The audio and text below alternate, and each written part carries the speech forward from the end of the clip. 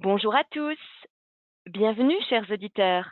Nous sommes très heureux de vous accueillir en ce tout début d'après-midi pour ce nouveau rendez-vous Culture Champ organisé à l'initiative de la Société Bayer en partenariat avec Ternet. Alors que la journée mondiale de l'eau se tenait il y a seulement 2 jours et à l'approche des semis de maïs, notre session d'aujourd'hui fait figure de vrai sujet du moment. En effet, avec nos invités du jour, nous allons échanger autour de la culture maïs et des ressources en eau. Comment concilier de façon durable production et préservation de la qualité de l'eau? Car un certain nombre de leviers existent, notamment pour réduire les transferts de produits phytosanitaires. Aujourd'hui, pour nous accompagner sur cette thématique autour de l'eau et du maïs, nous serons en compagnie de deux experts Bayer. D'abord Céline Ballesteros, qui est ingénieure environnement chez Bayer et qui va nous aider à identifier les enjeux et les risques liés à l'application de produits phytosanitaires sur la parcelle. Et surtout, elle va nous parler de l'impact de certaines pratiques comme l'implantation de couverts ou le travail du sol. Bonjour Céline. Bonjour à tous et à toutes.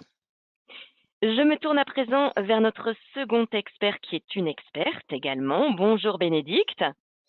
Bonjour à tous. Bénédicte, vous êtes responsable technique maïs chez Bayer et vous allez détailler pour nous les solutions que nos auditeurs pourront mettre en œuvre sur leur exploitation. Saluons enfin Pierre Lafargue, agriculteur dans les Landes, qui a bien voulu se libérer pour partager son expérience avec nous. Bonjour Pierre. Bonjour à tous. Et en guise d'introduction, nous commençons tout de suite par une courte vidéo qui va nous permettre de faire plus ample connaissance avec notre agriculteur et son exploitation, et surtout sa problématique liée à l'eau dans ses cultures de maïs. À tout de suite.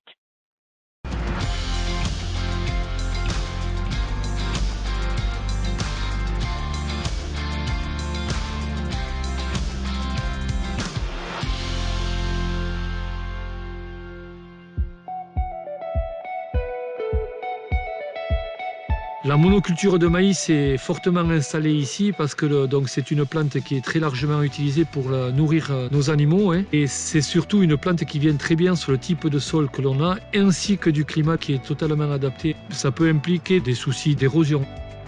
La quantité de sable que l'on peut trouver sur les chemins, ça veut quand même bien dire qu'on perd de notre capital, de nos sols donc vers les fossés et donc dans les cours d'eau. Sur 1, 2, 3 ans, ça n'a peut-être pas un grand effet, mais à terme ça a de l'effet. Donc il faut aussi penser à nos générations futures. J'avais envie de revenir vers une agriculture protégeant l'environnement. Et il s'avère que nous sommes dans une zone sensible et sur laquelle a été mise une opération appelée Doisite Agrio. Et ça m'a permis de faire avancer certaines envies d'évolution structurelle de mon exploitation. Déjà, on essayait de ne pas trop émietter notre lit de semences. Donc ça, on l'avait déjà en tête. Une chose vers laquelle j'avais envie d'aller, c'était moins utiliser le labour. On a très vite mis ça en place, notamment sur les parcelles les plus en pente. Et on a très vite constaté que, bien entendu, il y avait moins d'érosion avec un travail plus superficiel. Depuis maintenant quelques années, je fais des couverts végétaux tous les ans, entre les deux cultures. On retrouve une facilité de travail évidente, une vie microbienne qui est meilleure et on retravaille sur le taux de matière organique. Présence de vers de terre, diverses espèces, je pense que c'est des choses que l'on pourra mesurer beaucoup plus dans le temps que déjà maintenant. Il y a aussi des utilisations de buses antidérives qui limitent cette pollution. Et la mise en place de bandes enherbées dans des zones où le potentiel de production n'est pas si élevé puisqu'il y a des arbres aussi en bordure, doit être un effet totalement bénéfique puisqu'on s'éloigne de ces zones vectrices de pollution. Les fossés, voire les petits ruisseaux donc, qui coulent de temps en temps. Je suis près de la retraite, donc c'est quelque chose que j'ai pu mettre en place maintenant. Économiquement, ce n'est pas toujours évident parce que nous avons plein de contraintes administratives, réglementaires qui nous font perdre quand même du revenu et que l'on ne peut pas toujours supporter à l'échelle d'une exploitation. L'énorme majorité des agriculteurs ont envie de faire les choses dans le bon sens. Il faut pouvoir aussi vendre nos productions au juste prix et pouvoir répondre aux attentes sociétales. Moi, j'invite les gens à venir sur nos exploitations, vraiment. Et je pense que nous, agriculteurs, on est prêts à les recevoir avec un grand plaisir.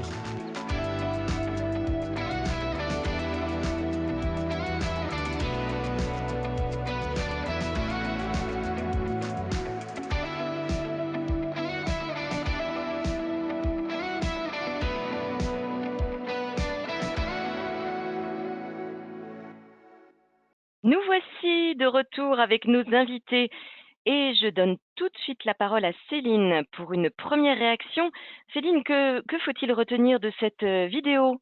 Eh ben, en fait, il y a plein d'éléments à retenir de cette vidéo parce que comme vous avez pu l'entendre et le comprendre dans le témoignage de Pierre Lafargue, l'activité agricole est intimement liée à l'environnement et à l'eau, à la qualité de l'eau et au cycle de l'eau. C'est pour ça qu'il est intéressant de comprendre ce qui se passe lors de l'utilisation des produits phyto afin de protéger au mieux le milieu aquatique des transferts éventuels des produits. Il existe en fait différents types de transferts diffus qu'on appelle les pollutions diffuses, comme via le ruissellement, via le drainage, l'infiltration vers les nappes souterraines. Et ceux-ci dépendent des caractéristiques de milieu. Où est-ce qu'on se trouve? Qu'est-ce qui se passe? Quelles sont les conditions pédoclimatiques? Comment circule l'eau sur la parcelle qui va favoriser ou pas être pour le ruissellement? Et des interactions, bien entendu, entre les substances actives des produits et le milieu. Et bien entendu, les conditions d'utilisation des produits.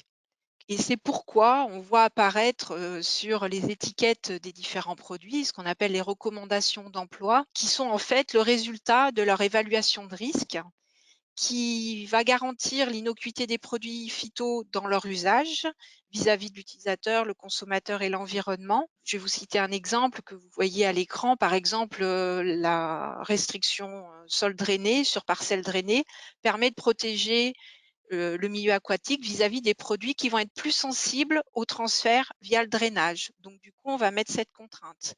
Un autre exemple, par exemple la ZNT.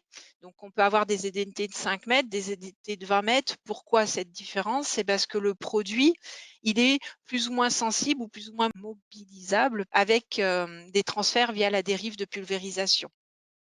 Alors bien entendu, ça ne veut pas dire que les résidus des produits phyto n'atteindront pas le milieu aquatique en toutes circonstances. Il faut être réaliste, c'est pour ça qu'il est important de gérer ces risques par la mise en place de cultures, de pratiques culturales, d'aménagement, pour limiter en fait au maximum ces transferts et donc de préserver le milieu aquatique.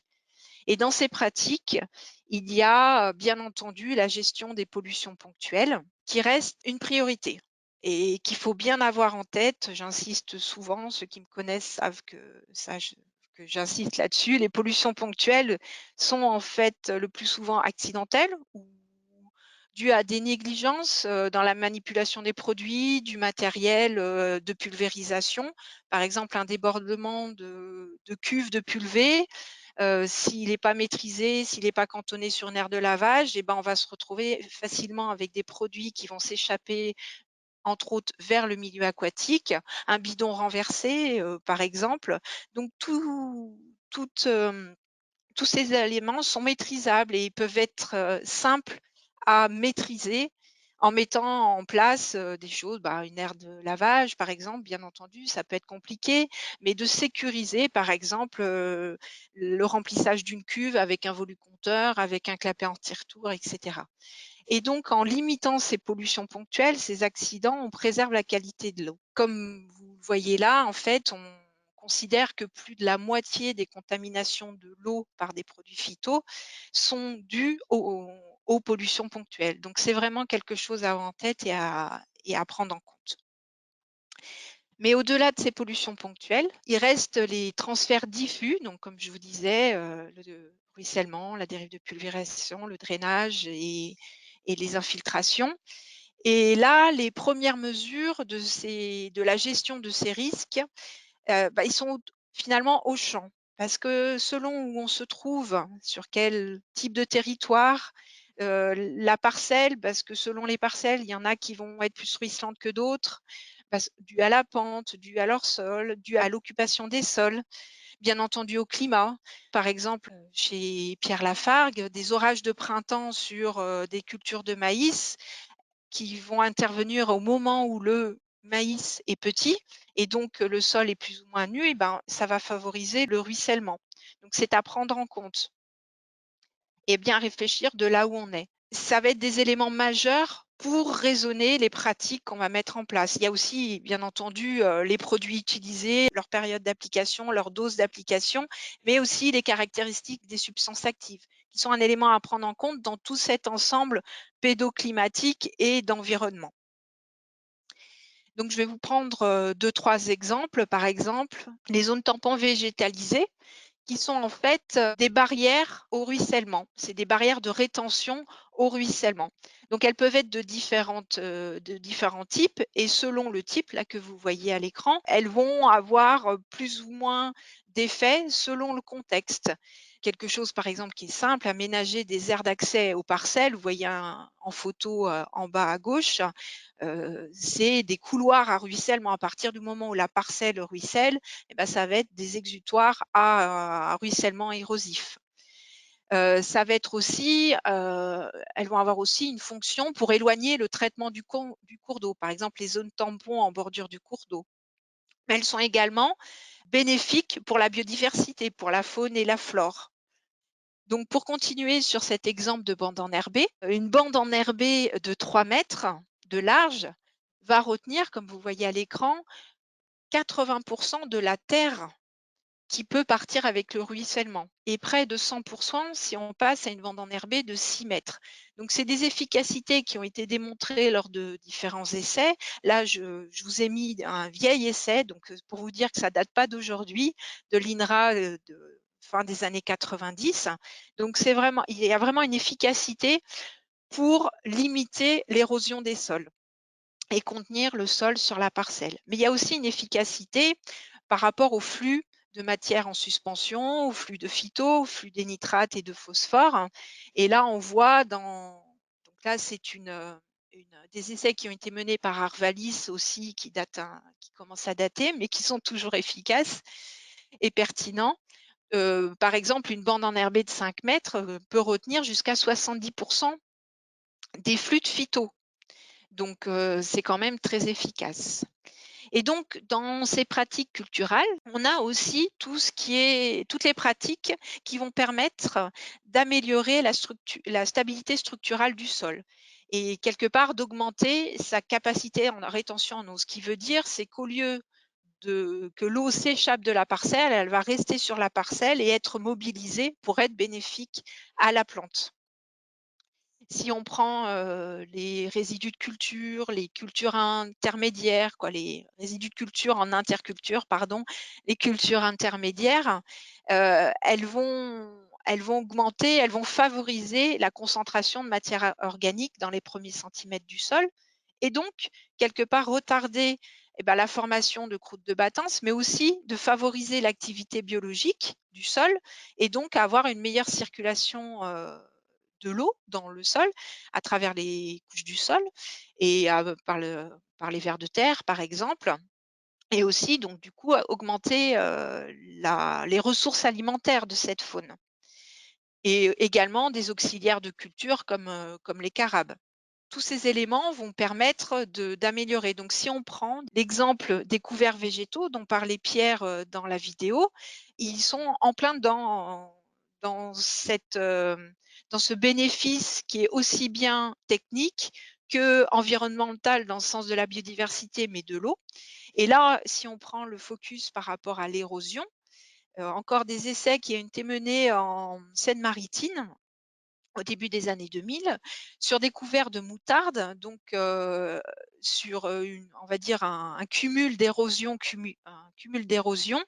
sur la période hivernale, ça a quand même diminué de presque 100% le transfert des matières en suspension et donc du sol. Donc c'est quand même extrêmement efficace et ça a plein de bénéfices annexes complémentaires pour la biodiversité, pour l'eau et pour la partie technique.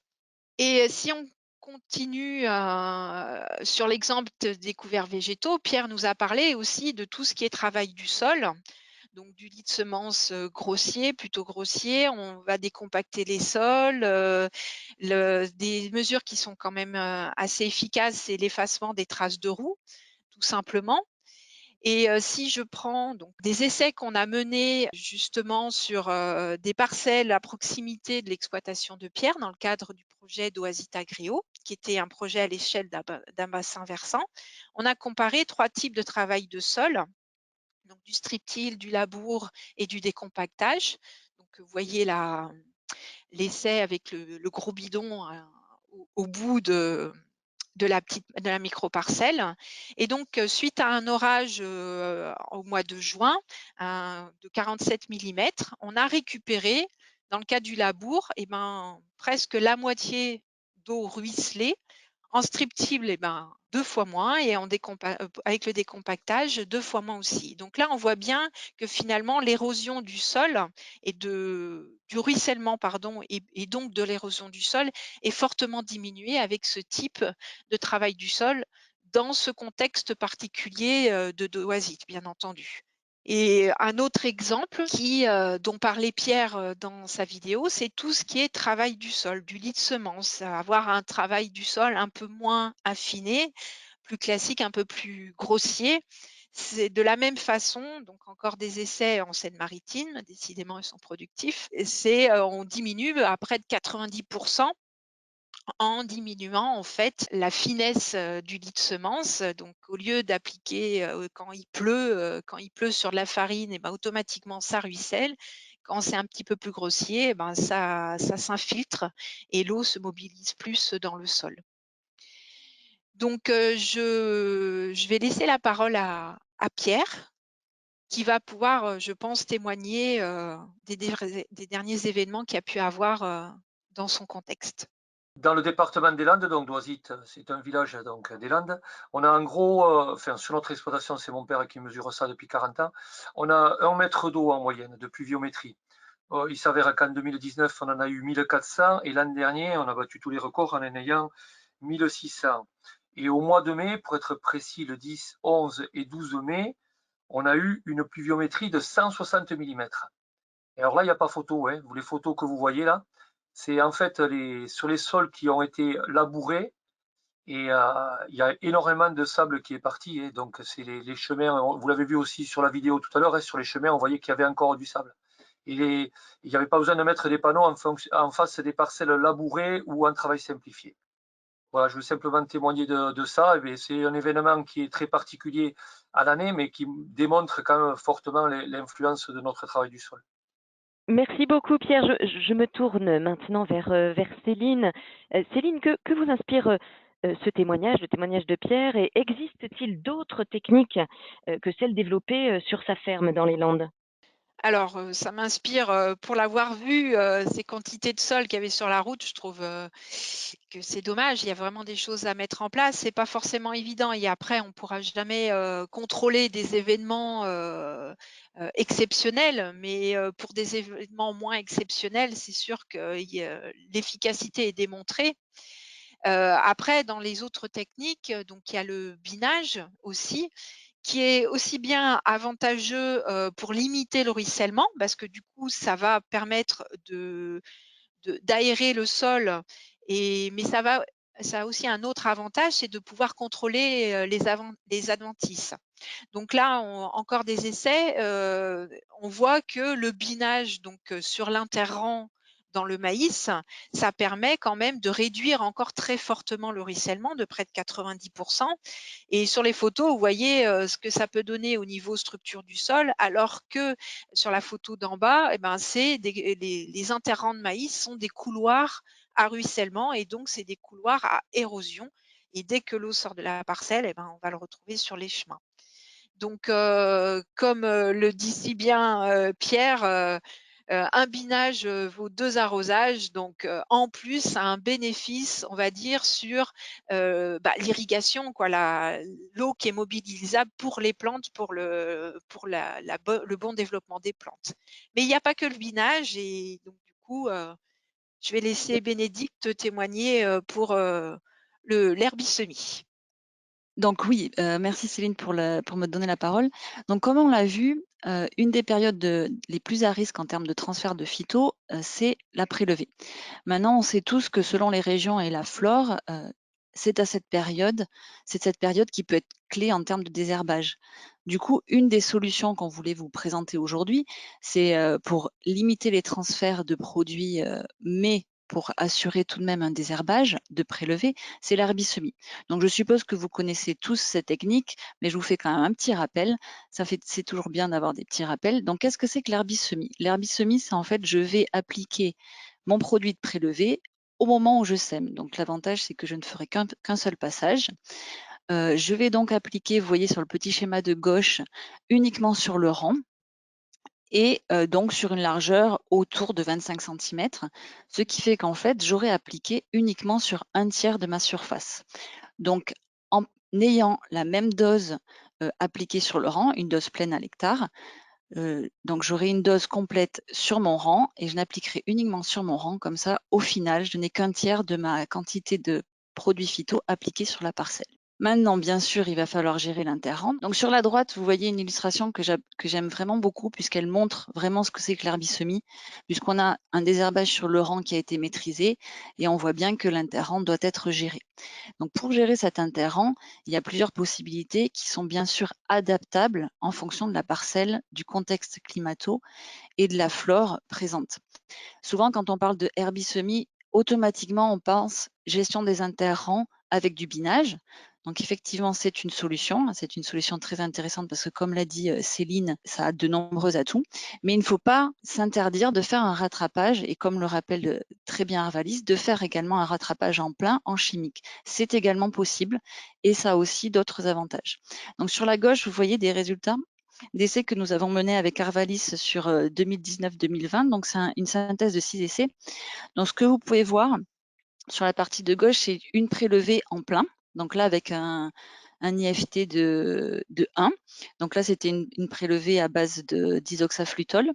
Sur le graphique du milieu, vous avez une prélevée sur le rang avec un rattrapage chimique en plein. Ce que vous pouvez voir, c'est qu'on a tout de même une diminution de l'IFT, donc de la quantité de produits appliqués à l'hectare, avec un herbicemie puis un rattrapage chimique en plein. Et puis enfin, vous avez l'herbicemie et puis un rattrapage avec 2 binages, donc rattrapage mécanique. Donc là, vous avez nettement une diminution de l'IFT à la parcelle, bien sûr. Par contre, vous êtes intervenu 2 fois en post-levée. Donc ceci pour vous montrer que l'herbicemie, c'est une solution qui fonctionne. Ça permet d'adapter le rattrapage en fonction des différents contextes et ce sont vraiment des solutions qui peuvent être efficaces en termes de désherbage du maïs. Merci beaucoup Bénédicte et pour vous donner une image synthétique des apprentissages de ce matin, je rappelle Céline. Céline, quelles sont les informations les plus importantes à retenir pour nos auditeurs? Je dirais tout d'abord que l'origine de la contamination de l'eau, c'est des mécanismes qui sont complexes et qui sont très dépendants des caractéristiques pédoclimatiques, comme je vous disais, donc dans où on est et on a besoin de comprendre où on est pour pouvoir mettre en place des pratiques et d'adapter ces pratiques en fonction de ce qu'on fait, de quelle culture, de quels produits, etc. Et que justement l'adaptation et la réflexion de ces pratiques, de l'aménagement du parcellaire, elles deviennent en fait indispensables aujourd'hui et à tout niveau. Et ceci, je pense qu'il ne faut pas l'oublier, qu'il faut bien concilier les enjeux environnementaux, certes, mais la production agricole, comme le disait si bien Pierre dans sa vidéo, c'est quelque chose qu'il faut bien avoir en tête si on veut parler de durabilité. Et j'insiste, mais la gestion des pollutions ponctuelles reste toujours une priorité. Et puis toujours de raisonner à l'échelle de son territoire et d'avoir des solutions qui sont adaptées au territoire, bien entendu, mais aussi aux filières, parce que les filières, souvent, elles sont à construire et elles ont un vrai rôle à jouer. Donc voilà, je vous remercie de votre attention. Merci beaucoup Céline. Nous arrivons au terme de notre exposé. On a déjà une première question. Un auditeur s'interroge dans toutes les pratiques mises en place par Pierre, qu'est-ce que cela implique et est-ce qu'il s'y retrouve au niveau économique et en termes de temps passé, Pierre? Question sensible. En termes de retour économique, non, c'est plutôt l'inverse. Ça a un coût c'est un coût financier. Mettre en place des couverts hivernaux, c'est pas neutre en termes de coût. Et en termes de temps, c'est pareil. Alors en plus, nous sommes dans une grosse région d'élevage, et vous avez dû en entendre parler malheureusement avec l'influenza aviaire. Donc c'est vrai que c'est contraignant. Mais voilà, mais après, c'est davantage là pour l'instant une philosophie d'agriculture, d'avoir envie d'une agriculture évolutive. Après, moi j'ai des terres plutôt faciles à travailler. J'ai des témoignages quand même de copains qui ont des terres plus argileuses, et là il y a des gains de passage, donc d'un sol plus facile à travailler grâce aux intercultures. Et moi, sur mes sols légers, entre guillemets, plutôt limoneux, je le sens. Mais enfin, j'ai pas économisé de passage, et puisque je passe très peu pour préparer le lit de semences, je fais pas beaucoup de passages. Et Céline et Bénédicte, au niveau de chez Bayer, est-ce que vous avez des retours terrain par rapport à cette thématique du retour sur investissement finalement? Je vais dire un peu comme Pierre de ce que j'en entends et des retours que j'ai pu avoir ou des discussions que j'ai pu avoir dans d'autres régions de France, hein, que le Sud-Ouest, c'est que c'est une philosophie aussi. Puis il faut. Bon, je suis originaire de Lyon, donc vous allez m'excuser l'expression. Il suffit pas d'y dire, il faut y faire. Donc, mais c'est vrai que ça a un coût, c'est un investissement, mais souvent après, les retours que j'ai, c'est que on s'y retrouve à terme. Mais il faut, voilà, il faut se poser et réfléchir à qu'est-ce qui est le mieux et qu'est-ce qui est le plus durable. Alors Nicolas nous demande de revenir sur la technique développée par Pierre. Vous ne parlez pas de couvert entre deux maïs. Pierre peut-il nous expliquer les dates de récolte, les espèces, les densités semées et les dates de destruction de couverts? C'est des questions à tiroir, plusieurs questions là-dedans. Donc, je résume. Donc, il faut de nouveau peut-être éclairer la technique des couverts entre deux maïs. Quelles sont les dates de récolte? Quelle est la variété? Enfin, les espèces et la densité semée et la date de destruction. Oui, alors par rapport à ces questions, alors moi je découvre, hein, je suis beaucoup plus éleveur, j'étais beaucoup plus éleveur, hein, c'est la contrainte de temps, hein, qui a fait ça, hein, beaucoup plus éleveur que cultivateur, entre guillemets, on va dire, même si pour nous c'est important, hein, je fais une trentaine d'hectares de céréales, et donc je faisais essentiellement du maïs, donc je suis pas forcément très pointu là-dessus. Ce que l'on découvre notamment cette année, c'est qu'on a récolté de façon plus tardive par rapport à la pluviométrie que l'on a eue. Et en fait, les couverts sont vraiment pas beaux cette année, et ça fait 5 ou 6 ans que je le fais, donc il faut semer dès que possible. Ça, c'est super important.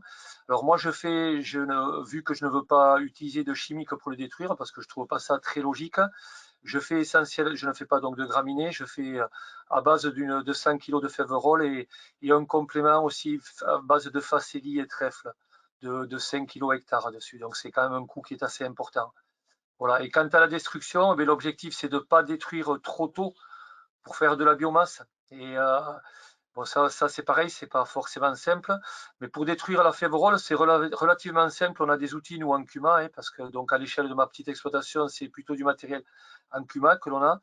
Et c'est le rouleau FACA, donc qui permet de détruire facilement la févrole à une condition, c'est qu'elle soit suffisamment développée. Et cette année, c'est pas du tout le cas. Je peux pas le détruire avec le rouleau FACA, elle est vraiment trop basse.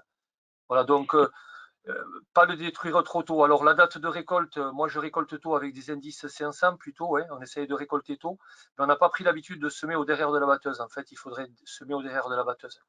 Donc les récoltes, c'est début octobre, et donc en réduisant les indices, donc en mettant des maïs plutôt précoces, hein, semi-précoces ou semi-tardifs. Et après la destruction des couverts, c'est plutôt pas avant la mi-mars, quoi. Voilà. Voilà, j'espère que j'ai répondu à la question. Donc, uniquement destruction mécanique du coup et pas de destruction chimique, hein, pour bien vous comprendre, Pierre, c'est ça, hein? Pour ma part, j'ai choisi la difficulté, on va dire. C'est beaucoup plus simple d'utiliser un Roundup, mais ça répond pas à ma philosophie. Je suis donc en fin de carrière, comme je disais sur la vidéo, et j'ai envie qu'on sorte de ce chimique qui est quand même aberrant. Faire de l'écologie rien qu'avec du chimique, c'est aberrant. Donc je ne suis pas contre le chimique, mais essayer de le raisonner au maximum. Alors, une question nous demandant si on avait une pratique culturelle à promouvoir sur le maïs, quelle serait-elle? Bon, la question est un peu large, mais qui souhaite y répondre? de vous trois, Bénédicte, Céline, Pierre, une pratique culturelle sur maïs à promouvoir? S'il y en avait une dont il fallait Pour- parler plus qu'une autre. Oui, alors pratique culturelle, ça serait un peu plus global, c'est la rotation en fait. À l'échelle d'un territoire, ça a aussi bien des avantages, on va dire, environnementaux, mais aussi techniques par rapport à la gestion des résistances et à l'alternance des modes d'action et des produits. Mais également beaucoup aussi, moi je le vois avec ma casquette qualité de l'eau, par exemple pour gérer le ruissellement à l'échelle d'un bassin versant, le fait qu'il y ait un maillage de différentes cultures sur le bassin versant, ben, automatiquement on va limiter le ruissellement. Et puis d'un point de vue aussi biodiversité, ça va apporter la biomasse, de la matière organique, des refuges, de l'alimentation pour tout ce qui est faune et flore. Voilà, ça serait ma préférée, on va dire. Merci Céline. Bénédicte, est-ce que vous avez autre chose ou Pierre, peut-être une Ah précision? non, pardon, je ne veux pas monopoliser la parole. Si Bénédicte veut intervenir, moi j'aurai quelque chose éventuellement. Oui. Allez-y, allez-y. Et Bénédicte, si elle a quelque chose, elle prendra la parole ensuite. Ok, non, simplement, donc nous on fait de l'élevage et on est dans une zone, il y a quelques régions particulières comme la nôtre et qui répondent énormément et très très bien à la culture du maïs et même à la, même à la monoculture du maïs. Alors bon, j'essaie de faire un peu de rotation, mais enfin économiquement, on s'y retrouve pas, on fait moins économiquement, on a moins de marge en faisant une autre culture que celle du maïs. On a l'avantage d'avoir de l'élevage et si on peut associer donc l'amendement humique, l'apport de nos fumiers avec la culture, c'est un outil énorme et même en monoculture quoi. Et on a vraiment des parcelles qui sont devenues beaucoup plus résistantes à la sécheresse et voilà donc c'est un petit complément d'information. Et donc si moi j'avais à choisir, et si je me base sur de la monoculture de maïs, parce que comme l'a dit Pierre, il y a des régions qui sont vraiment propices à cette monoculture, je favoriserais très largement les couverts, bien qu'on a bien conscience que c'est comme l'a dit Pierre, hein, il y a un coût, techniquement il faut arriver à les détruire. Et pour moi, c'est un vrai plus de couvrir le sol pendant l'hiver. Ça limite toute cette érosion, l'hiver. Ça permet également d'avoir un apport de matière organique quand on détruit les couverts. Et si on se met sur la casquette environnementale, biodiversité, ça fait aussi des refuges pendant l'hiver. Donc ce serait vraiment quelque chose que je pousserais. Bien sûr, il faut arriver à améliorer les leviers économiques pour avoir des couverts qui soient moins chers et puis si tout le monde s'y met aussi, améliorer les techniques de destruction et la pratique, en fait. On y croit, Bénédicte, en effet. Alors, une question sur le lit de semence et la préparation au semis. Est-ce que le fait de ne pas affiner le lit de semence, cela ne limiterait pas le développement du maïs et donc l'efficacité des herbicides? Donc ce qu'on voit, hein, dans tous les essais qui sont menés et peut-être que Pierre pourra témoigner puisque lui, il le fait sur l'ensemble de son exploitation, c'est que malgré ce qu'on pourrait imaginer, non, il n'y a pas de problème de développement de la culture, d'une part et d'autre part, les herbicides fonctionnent également très bien. Après c'est plutôt quelle dose j'apporte, comment je l'apporte et plutôt ma qualité de pulvérisation que la très grande finesse du sol. Alors bien sûr, si on avait des mottes de 20 centimètres de diamètre, je n'aurais pas le même discours, mais on n'est pas obligé d'avoir du sable ou de la farine dans les mains pour que les plantes et les herbicides fonctionnent.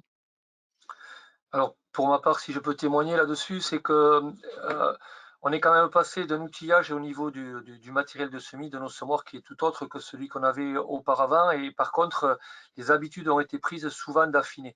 L'objectif, c'est de faire lever un maïs. Alors, bien entendu, on ne peut pas mettre ça dans du gros caillou. Il faut quand même qu'il y ait, enfin, ou des grosses mottes de terre. Il faut quand même qu'il y ait un bon contact entre la graine et le sol. Mais ça ne limite en rien. Après, pour ma part, par rapport à, alors effectivement, s'il y a des grosses mottes, peut-être qu'il faudrait peut-être un peu plus de dose, et encore j'en suis pas sûr, que sur de la terre très fine. Mais et en plus, bon, moi j'utilise la méthode de traitement à vue, c'est-à-dire que je laisse lever et je traite sur les mauvaises herbes qui sont sorties. Merci Pierre. Alors, Olivier nous propose une question qui nous fait voyager, hein. On change de culture, on n'est plus sur le maïs, mais on est sur la canne à sucre. Peut-on appliquer ces techniques sur une culture pérenne telle que la canne à sucre? Ce que Céline a présenté comme les bandes enherbées, tout ce qui est aménagement parcellaire limitera forcément les transferts. Donc ça, que ce soit adaptable pour toutes les cultures, Mm. y compris pour la canne à sucre. On choisira juste les bonnes espèces pour les tropiques. Après, pour ce que je vois de la culture de canne à sucre, je pense qu'une culture, une plante campagne entre les rangs n'est pas envisageable. Donc oui, je m'orienterai plus sur l'aménagement autour de la parcelle pour limiter les transferts, pour limiter le ruissellement, les transferts. Et alors une question après, la dernière question d'ailleurs, visiblement, pour le moment, très large, mais d'après vous, quel est l'avenir de l'irrigation? Une question d'Anne-Sophie. Alors la ressource en eau, c'est quelque chose qui est vraiment nécessaire dans les Landes et c'est un vrai problème du moment. Alors nous, ici, là, en Chalosse, dans le sud du département, on a la chance de ne pas être dans l'obligation d'irriguer parce qu'on a des sols qui ont quand même une bonne rétention en eau. Mais par contre, tout ce qui est, mais pas que, mais tout ce qui est sud Adour, dans pardon, nord Adour, le nord du département, donc ce sont des sables flaires, sans eau, ils ne peuvent pas faire de récolte. Donc, et là, il y a de plus en plus de pression réglementaire qui limite la ressource en eau et il faudrait pouvoir avoir des. Alors, vous avez vu, on a énormément de pluviométrie. Il faudrait pouvoir avoir la possibilité, avec des ouvrages certainement pas forcément démesurés, mais pouvoir retenir de l'eau qui part en hiver notamment, et pour pouvoir la réutiliser sur les exploitations. Et notamment, bon, alors ce n'est pas qu'un problème landais, bien entendu, mais notamment s'il n'y a plus d'irrigation dans les Landes, l'avenir de l'agriculture, alors que je crois beaucoup à l'avenir de l'agriculture, mais serait mis en difficulté. Pour compléter un petit peu ce qu'a dit Pierre, il y a aussi dans les pratiques, des pratiques qui vont favoriser, bon là on a parlé du binage, un binage vaut 2 arrosages, mais il y a aussi des pratiques avec du cloisonnement dans l'interrang qui va permettre aussi de retenir l'eau plus sur la parcelle et qu'elle soit plus mobilisable par la plante. Et en fait, ce qui vaut pour la qualité de l'eau, c'est-à-dire les transferts, mais vaut aussi pour la quantité parce que ça permet à des moments où la plante est plus exposée de garder l'eau sur la parcelle. Donc, ça ne va pas répondre aux enjeux d'irrigation, mais ça peut être des moyens d'apporter un petit plus. Et j'ai un ami qui m'a répondu pour le désherbage, pour la canne à sucre.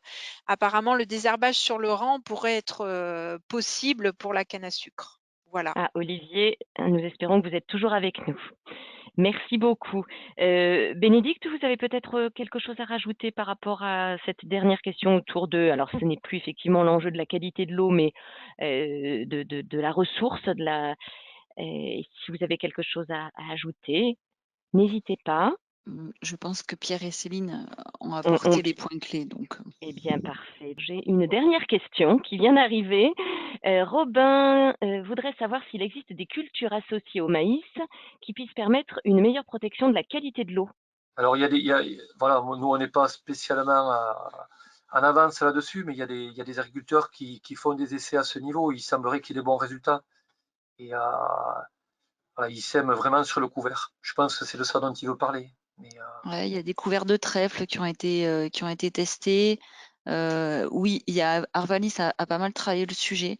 La vraie problématique, c'est les bons timings pour implanter culture et couvert et permettre la non-concurrence entre les cultures et le couvert.